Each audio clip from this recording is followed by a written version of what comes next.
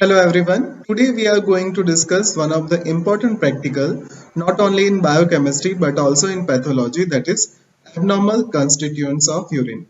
I have divided this particular topic in two parts. In today's video we will see tests related to carbohydrates, protein and blood, and in the next video we will see tests related to the bile salts, bile pigments and ketone bodies. Learning objective for today's video are: first we will see theoretical aspects and interpretation of various tests related to carbohydrate, proteins and blood. Then we will do discussion of various Viva questions, and in the end we will see demonstration of tests related to carbohydrate, protein and blood. So please watch this video till the end. Aim of the practical is to analyze the urine for the presence of abnormal constituents under pathological conditions. There are three types of urine sample. First one is random urine sample, second one is early morning urine sample, and the third one is 24 hours collected urine sample. And the preservatives which are used to preserve urine are thymol and concentrated HCl. Now urine examination. The urine examination can be done in three ways. First one is physical examination, second one is chemical examination, and the third one is microscopic examination. This is the picture showing the three ways of doing urine examination. First one is the chemical examination, second one is the physical examination, and the third one is microscopic examination. Now we will see physical examination. So these are the various conditions which leads to alteration in the appearance of urine.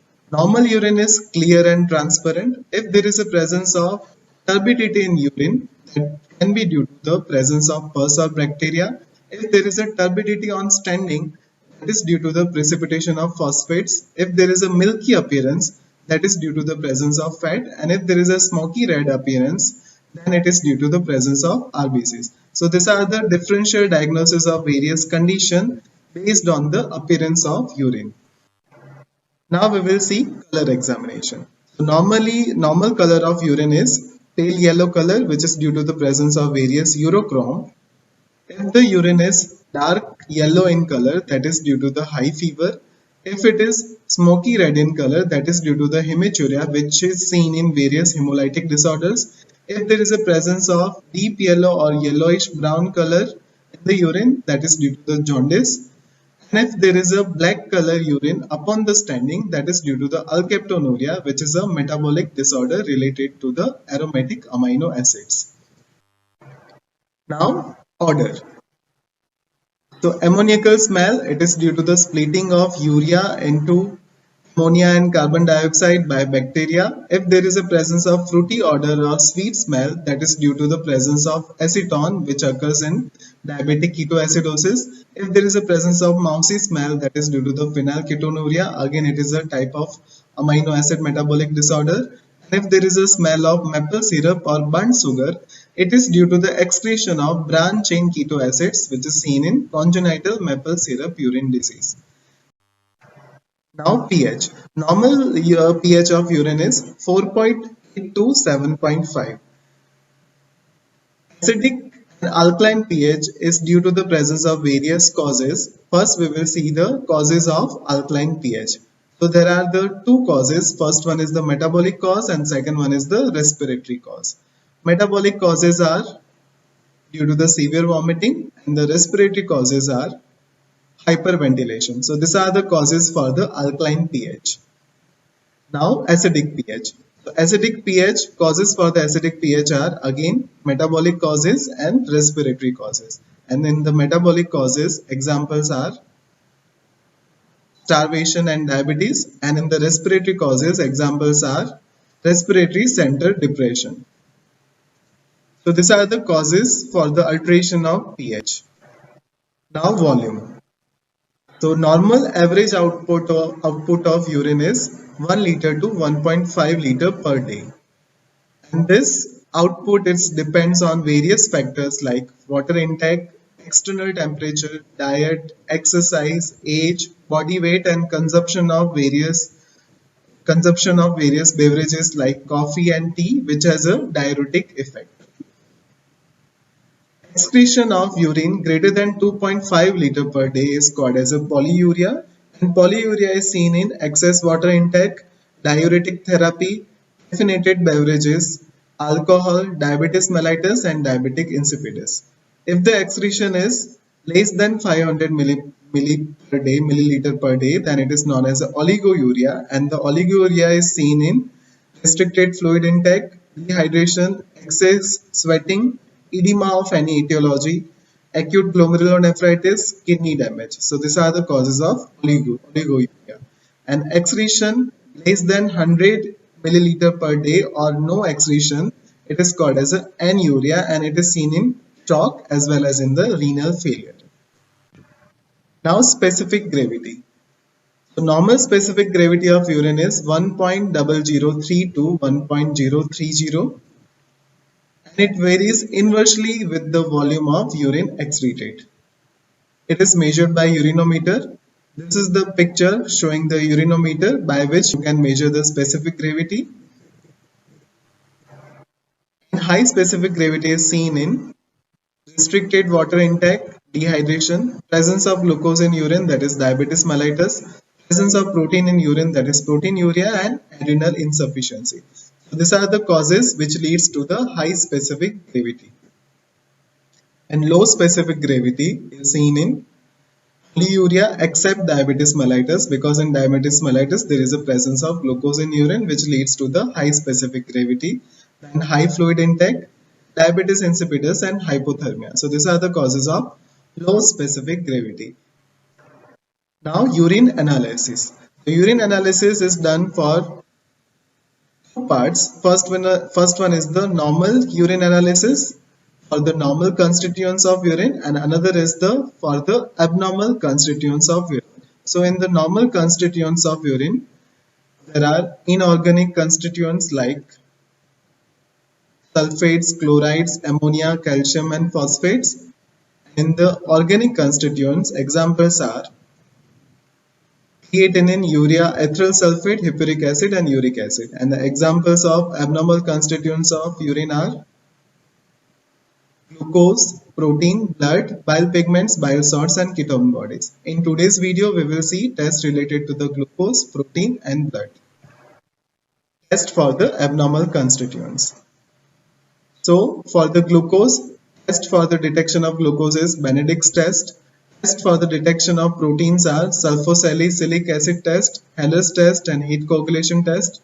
Test for the detection of blood is Benzidine test. Test for the detection of bile salt is Hayes sulfur flower test. Test for the detection of bile pigment is Fauche's test. And the test for the detection of ketone bodies is Rothra's test. In today's video, we will see test for the detection of glucose, protein, and blood. First, test for glucose, that is Benedict's test. And the procedure for the Benedict's test is take 5 ml of Benedict's reagent in test tube and add around 8 drops of given urine. Hold the test tube firmly with the test tube holder and boil the contents for 2 minutes over steady small flame. A turbidity or precipitate of green, yellow, or red color indicates presence of reducing substance in the urine, usually glucose. So this is the test for the detection of reducing sugar in the urine, that is Benedict's test. So this is the observation that you will see while doing the Benedict's test. If there is a presence of reducing sugar, there will be the change in the color from blue to green, yellow, orange, and brick red. So this is the observation related to the Benedict's test. If there is a presence of green color, that means there is a presence of 0.5 gram percentage of reducing sugar in the sample. If there is a yellow color, that means presence of 1 gram percentage of urine, 1 gram percentage of reducing sugar in the urine sample. If there is a presence of orange precipitate, that means there is a presence of 1.5 gram percentage of reducing sugar in the sample. And if there is a presence of brick red color, that means presence of 2 gram percentage or more reducing sugar in the given sample. That's why this Benedict's test is also called as a semi-quantitative test, because from the color changes you can have idea regarding the approximate amount of reducing sugar present in the solution. Now interpretation. So glucose present in the urine, the condition is known as a glucosuria. It is seen in diabetes mellitus, hyperthyroidism, hyperpituitarism, hyperadrenalism, and pancreatic disease and renal glycosuria. So these are the causes of glucosuria. Now we will see test for the protein. So first one is the sulphosalicylic acid test. Second one is the Heller's test. And the third one is the heat coagulation test. And the procedure for all these tests are: in the sulfoxylic acid test, you have to take 3 ml of urine and add sulphosalicylic acid dropwise. After adding sulphosalicylic acid reagent, there will be the formation of white precipitate. That means protein is present. Procedure for the Heller's test is: in a test tube, take 3 ml of concentrated HNO3 and add 3 ml of given urine sample from the side of the test tube. If there is a presence of white ring at the interface of two liquids, that means protein is present.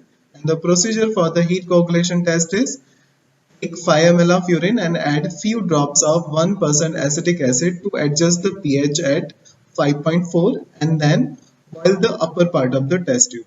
So there will be the presence of coagulum seen upon the heating, that means protein is present. So these are the procedure, observation and inference related to the test for the protein, that is sulphosalicylic acid test, Heller's test and heat coagulation test. Now interpretation of proteinuria, that is presence of protein in the urine. So proteinuria is an important index of renal disease and it can be due to the physiological and pathological causes. So the physiological causes are strenuous exercise and it is due to the pregnancy, while the pathological causes are, it is divided into three categories, that is pre-renal, renal and post-renal. The pathological causes are divided into pre-renal, renal and post-renal. And the causes of pre-renal are intra-abdominal tumors. Causes for the renal proteinuria are glomerulonephritis, stone and nephrotic syndrome. And the causes for the post-renal proteinuria are inflammatory lower urinary tract. So these are the interpretation of proteinuria. Now micro-albuminuria. So excretion of albumin in between range of 30 to 300 milligram per day is known as a microalbuminuria, and it is an early indication of nephropathy in the patients of diabetes mellitus as well as in the hypertension. That is the definition of microalbuminuria. Excretion of albumin in between range of 30 to 300 milligram per day is known as a microalbuminuria. Another question which is asked related to the protein in the Viva is Bence-Jones protein. Bence-Jones proteins are the gamma globulins which are excreted in multiple myeloma. They are the light chain of immunoglobulins which are produced abnormally, and being of smaller molecular weight, they are excreted in urine. And the test for the detection of Bence-Jones protein is: first you have to heat the urine at 45 centigrade. There will be the precipitation of Bence-Jones protein. At 60 centigrade, there will be the maximum precipitation, and at 80 centigrade, proteins will dissolve and there will be the clear solution at 100 centigrade, and the precipitates will reform on the cooling. So this is the test which is done for the detection of the Bence-Jones protein, which is seen in multiple myeloma. Now test for the blood. The test for the detection of blood in urine is Benzidine test, and the procedure for the Benzidine test is: take one dry test tube and in it add 1 pinch of Benzidine powder. After adding Benzidine powder, take 3 ml of glacial acetic acid in the test tube and add 3 ml of hydrogen peroxide and mix it properly and divide the contents into 2 equal parts. In the first test tube, take 1 part of the mixture and add 1 ml of urine. After adding 1 ml of urine, if you are observing blue or bluish green or deep green color, that means there is a presence of blood in the given urine sample. And in the another test tube, take 1 part of mixture and add 1 ml of distilled water. There will be the no change in the color and it will serve as a control. So that is the procedure of Benzidine test, which is done for the detection of blood in the given urine sample. Now interpretations. The presence of blood or RBCs in the urine is called as a hematuria, while presence of free hemoglobin in the urine is called as a hemoglobinuria.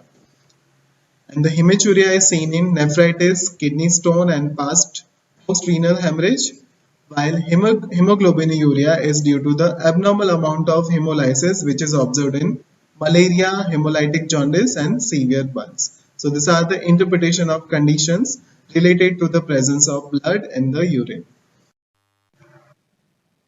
Now, this test can also be done with the help of dipstick urine. And this is the picture showing the results in the dipstick urine if there is a presence of various substances like urobilinogen, bilirubin, protein, ketones, ascorbic acid, glucose, pH, specific gravity, and leukocytes. So these are the multi-para urine strips. With the help of this multi-para urine strips, you can detect the presence of various abnormal constituents in the urine. Now we will do the discussion of various Viva questions.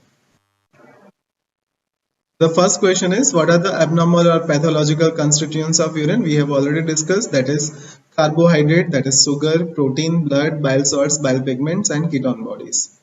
What is glucosuria? That is excretion of glucose in the urine. And what are the conditions in which it occurs? That is diabetes mellitus, hyperthyroidism, hyperadrenalism. These are the various causes which leads to the glucosuria. What is the renal threshold for the glucose? Renal threshold for the glucose is 180 milligram per deciliter. What is micro-albuminuria? We have already seen the definition, that is excretion of albumin in the range from 30 milligram to 300 milligram, that is per day, that is micro-albuminuria. Test for the detection of protein in the urine, that is Heller's test, sulphosalicylic acid test, and heat coagulation test. What is polyuria, anuria, and oliguria? Polyuria is the excretion of urine greater than 2.5 liter per day, anuria is less than 100 ml or no excretion, and oliguria is less than 500 ml of urine, that is oliguria. What are the common causes of proteinuria? We have already discussed pre-renal, renal, and post-renal causes. What are the Bence-Jones proteins and how are they detected in urine? We have already discussed that Bence-Jones proteins are the light chain gamma globulins which are excreted in multiple myeloma. What is hematuria and name the test which is detect the blood in urine? We have already discussed. Now we will see demonstration of abnormal constituents of urine. Now we will see Benedict's test, which is done for the detection of reducing sugar in the given sample or in the abnormal urine. So first, in the test tube, take 5 ml of Benedict's reagent.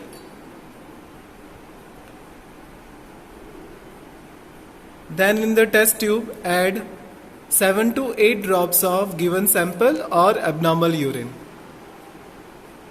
After adding the sample, you have to mix it properly, and then you have to heat the test tube under the flame, and then you have to observe the color changes.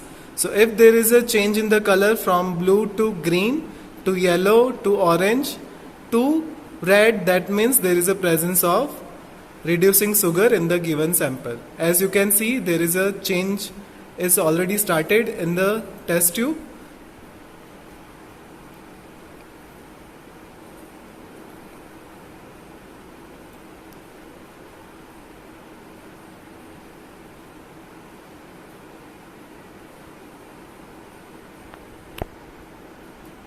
So after heating, as you can see, there is a change in the color of the solution. That means there is a presence of reducing sugar in the given sample or in the abnormal urine. So that is Benedict test, which is done for the detection of reducing sugar in the given sample. Now we are going to see test for the detection of protein, that is sulphosalicylic acid test. For the sulphosalicylic acid test, take 3 ml of given urine sample in the test tube.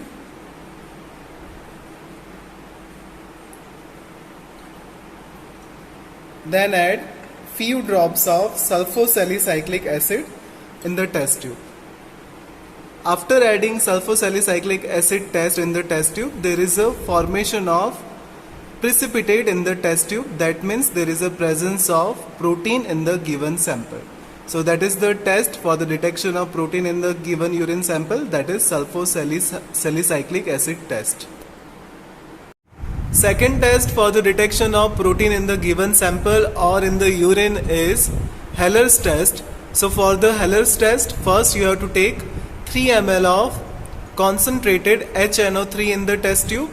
Make sure you are holding the test tube with the help of test tube holder because you are going to deal with the acid. After adding 3 ml of concentrated HNO3 in the test tube, then add 3 ml of urine through the side of the test tube. And if there is a presence of protein in the given sample, then there will be the formation of white color ring at the junction of two liquids. So you have to add 3 ml of urine through the side of the test tube.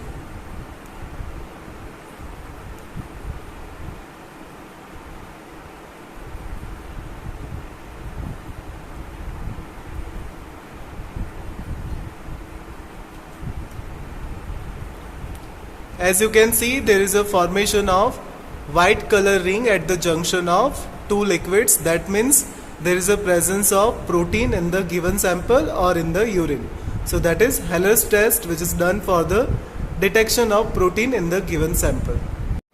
Now we are going to see heat coagulation test, which is done for the detection of protein in the given sample or in the urine.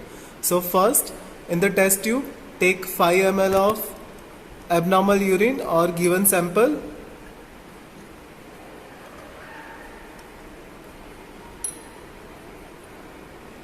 Then in the test tube, add few drops of 1% acetic acid, which is to adjust the pH.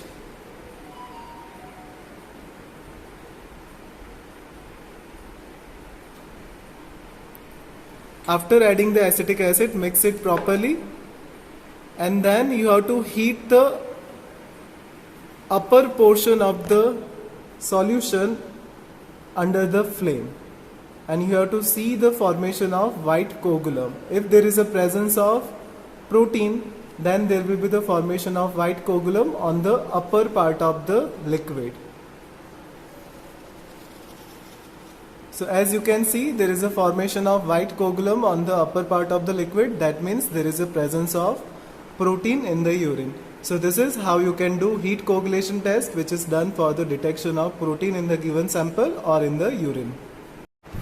Now we are going to see Benzidine test, which is done to see the presence of blood in the given sample, that is urine. So first, in the test tube, take pinch of Benzidine powder.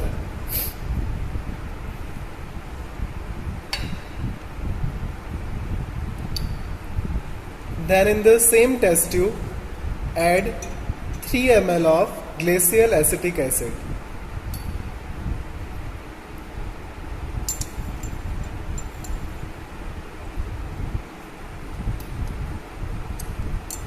In the same test tube, add 3 ml of hydrogen peroxide.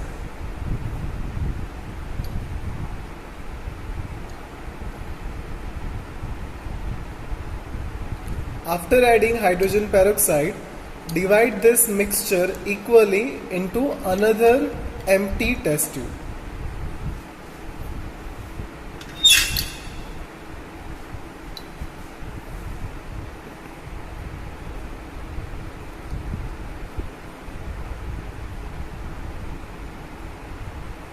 Then in the first test tube, add 1 ml of given urine sample.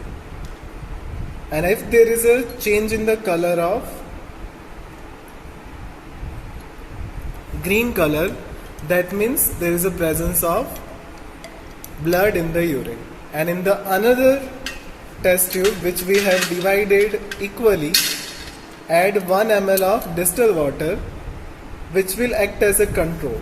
So if there is no any change in the color, that means there is a absence of blood in the sample. So this you can see, there is a presence of bluish green color.